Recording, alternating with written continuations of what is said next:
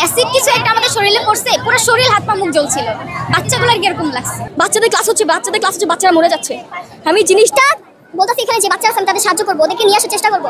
তো আমি যখন সামনের দিকে যাই আমি পুরো ট্রমাটাইজ হয়ে গেছি। মাইলস্টোন স্কুলে যুদ্ধ বিমান আছড়ে পড়ার ঘটনায় এখনো হতবিহ্বল জাতি। এখন পর্যন্ত 31 জনের প্রাণহানির খবর নিশ্চিত করা হয়েছে।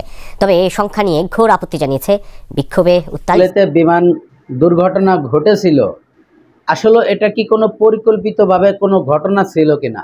অবশ্যই আজকের এই ভিডিওগুলো খুবই ইম্পর্টেন্ট এবং খুবই গুরুত্বপূর্ণ, তাই অনুরোধ করব সম্পূর্ণ ভিডিওটি কন্টিনিউ করবেন। আসসালামু আলাইকুম।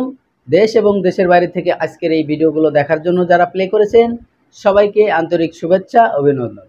দর্শক শ্রোতা, ইতিমধ্যে আপনারা বিভিন্ন গণমাধ্যমে হয়তো দেখেছেন যে উত্তরাতে যে একটি বিমান দুর্ঘটনা ঘটেছে।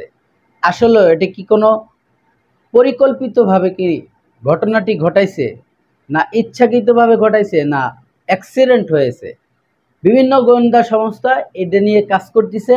আর অবশ্যই ইতিমধ্যে আমরা জানতে পেরেছি যে একটি হ্যাকার বলেছে যে একদিন আগেই একটা ফেসবুক পেজ থেকে এই ঘটনাটি জানা গেছে যে এক জায়গা একটা স্কুলে বিমান দুর্ঘটনা ঘটবে, কিন্তু সেটা কোন জায়গায় এটা নির্ধারিত করে সেটা বলা ছিল না। তার ঠিক একদিন পরেই এই ঘটনাটি ঘটেছে। প্রিয় দর্শক, ওই স্কুলের কি ঘটনাটি ঘটার দরকার ছিল, যেখানে হাজার হাজার বাচ্চারা পড়ালেখা করতেছে এবং স্কুল চলাকালীন অবস্থায় এই ঘটনাটি ঘটছে?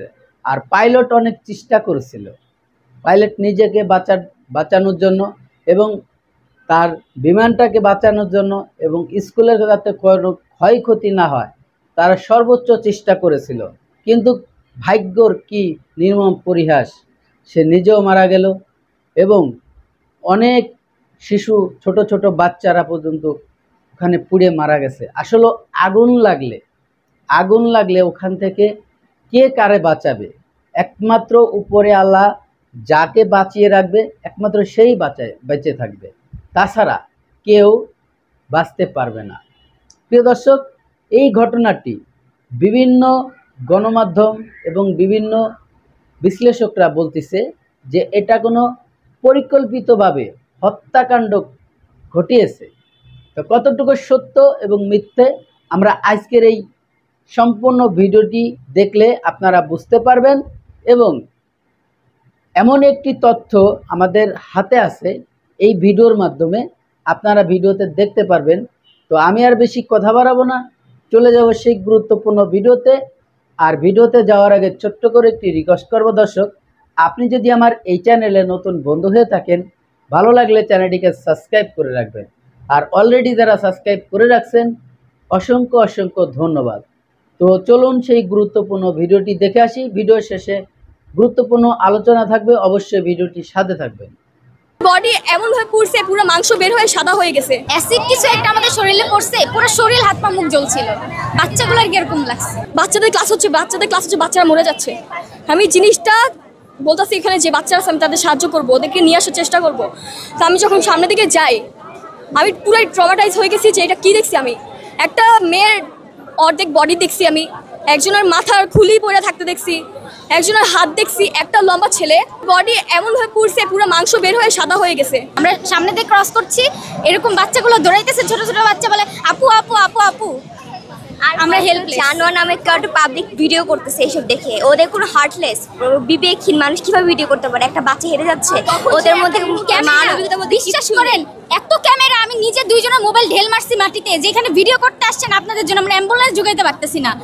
জনগণের খালি পায়ে ধরা বাকি ছিল যে যারা ঢুকছেন অকারণে ঢুকছেন দয়া করে বের হয়ে যান। আপনারা তো টিভিতে দেখতে পারবেন নিউজটা কি হয়েছে, আপনারা কেন ভিডিও করতেছেন? আপনাদের জন্য আমরা ছিল, তারা ফুল অফ মরে গেছে।